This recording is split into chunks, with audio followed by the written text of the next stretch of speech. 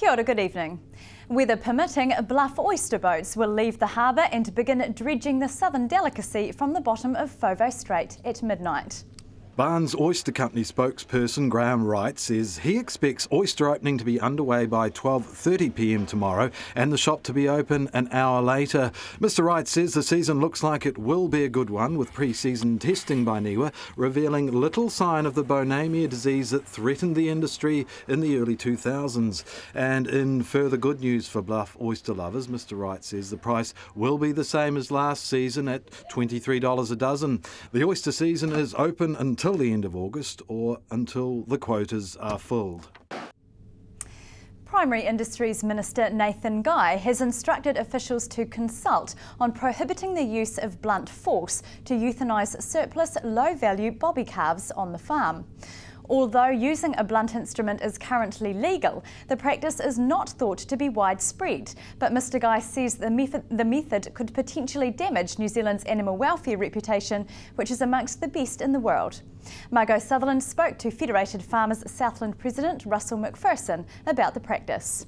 Well, the current process actually allows farmers to use a blunt instrument to kill a bobby calf, and then also we can use captive bolt, firearm, and then also there's the use of a vet to come and destroy these animals. What sort of percentage, just at a rough guess, would be using the blunt instrument at the moment? Well, I'd hope very, very few. I mean, there will be people out there that do that, but it's I don't think it's a widespread exercise where people do that. So I'm hoping that dairy farmers go about and use a firearm or a captive bolt to destroy a bobby calf.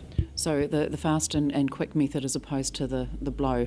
Well, a blow is pretty quick too, actually, if it's done well. But that's the $64 question. I mean, is it done well enough? And that's the thing, is that with a captive bolt, it is a wee bit more simpler, but a firearm is actually not that simple either. But you've got to be reasonably skilled. So I think it's about actually skilling our people up in our industry to actually do it effectively and do it properly.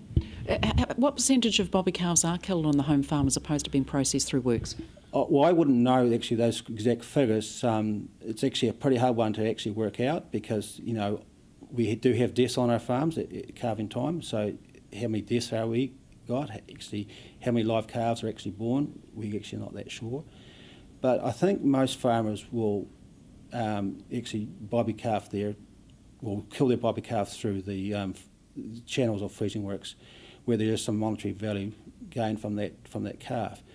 But when there's actually little monetary value, people do make decisions like, actually, we'll kill this calf on farm, and so because we've got to keep them for 4 days, we've actually got to feed it and get it to drink. And if you've got a calf rearer that's a lot of calves, and she's got to spend their time getting that calf to drink. It takes a wee while to do that, and get it up to drink, and then wait for 4 days, and then get it onto a truck and get very little monetary return. Sometimes to kill the calf on farm is sometimes the easy option. The Southland A&P show gets underway tomorrow at Donovan Park in Invercargill. Saturday has the Grand Parade and a collection for Relay for Life, as well as the traditional competitions, a farm barn and entertainment. Organisers say this year's event has been very well supported financially and is shaping up to be a great family event. We've got the final of our Grand Talent Search, which the performers will be doing that, singers and dancers. There's a public vote involved in that as well, so everyone coming to the show can do a vote. Also on the main stage we've got Rob Firenix, who does circus performing and fire tricks, things like that. We've got Dogmatic coming in as well. They are awesome, absolutely awesome. Chelsea was on New Zealand's Got Talent a couple of years ago. Very talented young lady with her dogs. And also on the main stage we've got Anna Van Riel, who is launching a new album tomorrow, which is pretty big exciting coup for us.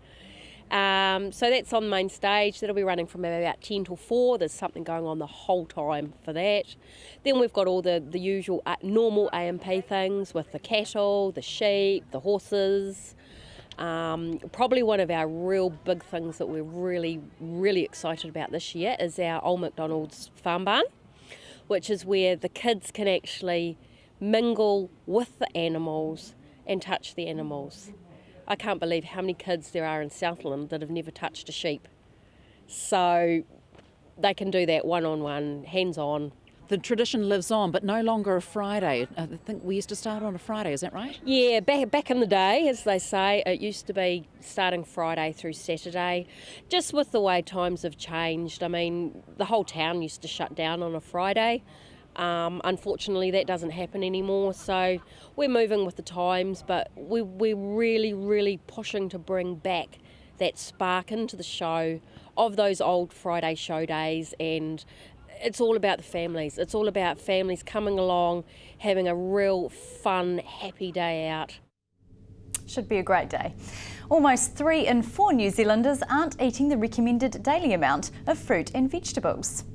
According to the latest data from Roy Morgan Research, around 1 in 3 New Zealand women and 1 in 5 men eat 3 or more serves of vegetables and 2 or more serves of fruit each day. Over half of us eat at least 2 fruit serves daily, but vegetables are proving more of a struggle, with just 35% of Kiwis eating the 3 or more serves a day.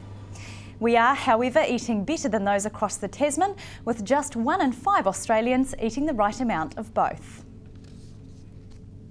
After the break, Zoo Boogie in the city and the White Ferns touchdown for 3 2020 internationals.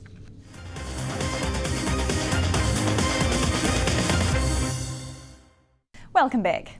The Southern Steel netball team were relaying an important health message at Southland Hospital this afternoon, supporting the launch of the Southern DHB flu campaign. Steel players, along with SDHB officials and hospital staff, gathered to launch the influenza vaccine for 2014 and plans to increase the uptake of free flu vaccination for staff to over 60% this year. The influenza vaccine is also free for New Zealanders at high risk of complications, including pregnant women, those aged 65 and over, and those with long-term health conditions like heart disease, stroke, diabetes, respiratory and kidney disease, and most cancers. Last season, over 1.25 million doses of influenza vaccine were distributed. Earlier in the day, members of the Southern Steel netball team prepared for Sunday's season opener at Stadium Southland with a friendly knock on the nets with the White Ferns. The Ferns are in the city to play 3 2020 matches against the West Indies at Queen's Park on Saturday, Sunday and next Wednesday. Hunter Andrews caught up with White Ferns skipper Susie Bates and Steel vice-captain Wendy Frew. Obviously been down in Invercargill and knowing the Southern Steel have their first game this weekend, it's just been a bit of fun to have them in the nets and us bowling at them. We've got our Wendy Frew who's pretty talented actually, so we might look at getting her into the Sparks this season. And so let's talk about the West Indies. There were some emphatic wins in Lincoln. What are your predictions for the 2020s? Yeah, we were really pleased with winning the series 3-0 and we won convincingly, which is always pleasing. But we know that 2020 is a whole different game and you've got some really strong batters that can take the game away from you. So we know that those last 3 games don't really mean anything going into Saturday and we really want to make sure we win the first one of this series. Comparatively, where are the West Indies compared to you guys in world cricket? In recent times, they've probably been slightly ahead of us, to be fair. We toured there in October last year and lost the one-day series and the 2020 series. So they have had, I guess, the wood over us, but in our own conditions, a little bit cold for them down here. We believe that we've got a side that should beat them, and that's the plan. Susie Bates said you may be a spark potential. Oh, I'm not too sure about that. The girls have taken it easy on me. If they bowled to their full potential, I'd probably get out every bat, I'd say. You look like you had a bit of a cricket background. Oh, I played a bit of softball casually back in the day, so not a lot of cricket, but it was good fun getting out there.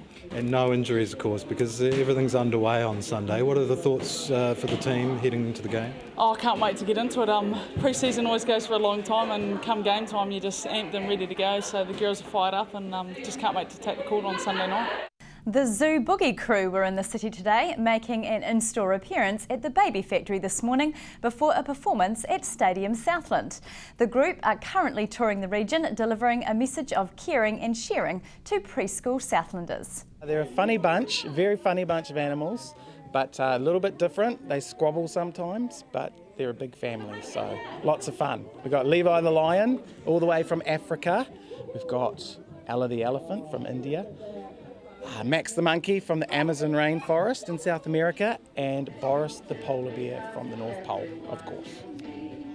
Why did you decide to get them all together and put them on the road? Good question, very good question. Well, we're all about helping families, so we thought it'd be a great idea to form a musical group of zoo animals, travel around the place and share some really important values and life principles with young kiddies. So we talk about being kind, that's cool to be kind.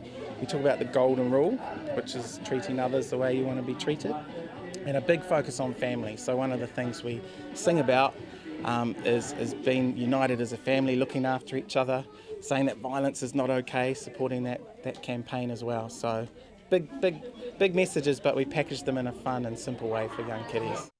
That's all from the news team tonight. Sports up next. For now, we'll leave you with the week that was. Good night.